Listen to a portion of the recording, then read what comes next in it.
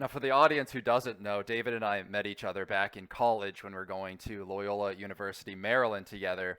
And I remember going to your dorm room back then in like 2017, 2018, and you had a laptop set up with like an external power supply and all these eGPUs set up, and you were mining Bitcoin back then. And I didn't know what you were doing, but you were really ahead of the game back then. And I know we talked about you didn't make a ton of profit off. You probably broke even on that Bitcoin miner initially, right? No, so I had it was an 11 card GPU, mostly 1080 Ti's with some like 1080s and maybe some 1070s. Mm-hmm.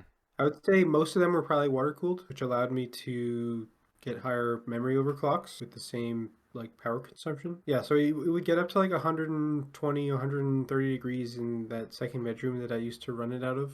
Mm-hmm. Like 130 degrees Fahrenheit. Yeah, the Yeah. 1080 Ti's, they're pretty they run pretty hot, don't they? Yeah, so well, it's also 11 GPUs, two power supplies, like 2800 watts, or maybe it wasn't that much. It was, I don't know how many watts it was, but yeah, it would get really hot in there. I think I probably made like, I don't know, I was able to sell the GPUs at the same price that I bought them for. Mm-hmm. I would say I probably mined for like maybe a year, kind of retired it.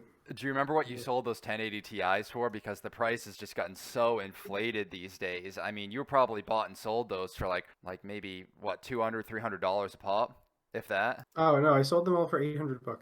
You sold them for 800. Okay, so you definitely turned a profit on that. But really, the majority of the gains, it wasn't purely based on crypto mining. It was based on holding the Bitcoin and Ethereum that you purchased back at that time, right? Yeah, I didn't make any profit on the GPUs themselves, but basically I kind of bought the GPUs before the craze kind of like started. I didn't sell them all at once. I kind of sold them little by little, just because like when I made the move from 8 to 11 cards and like the second PSU started to become like a lot to manage to get like the two power supplies to like talk to each other properly.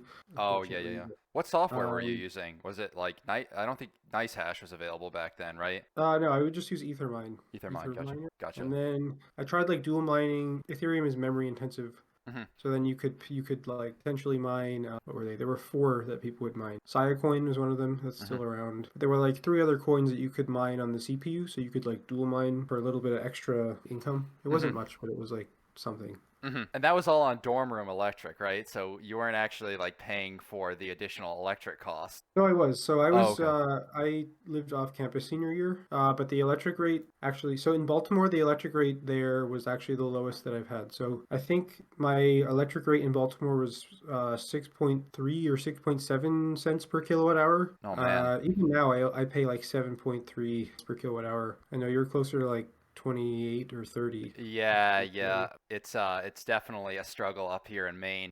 Anyway, guys, thank you for watching. I hope you enjoyed the video. If you did, make sure to thumbs up. If you're not a subscriber, be sure to subscribe for future videos. Remember, if you're interested in anything I'm associated with, everything is in the description below. See you next time.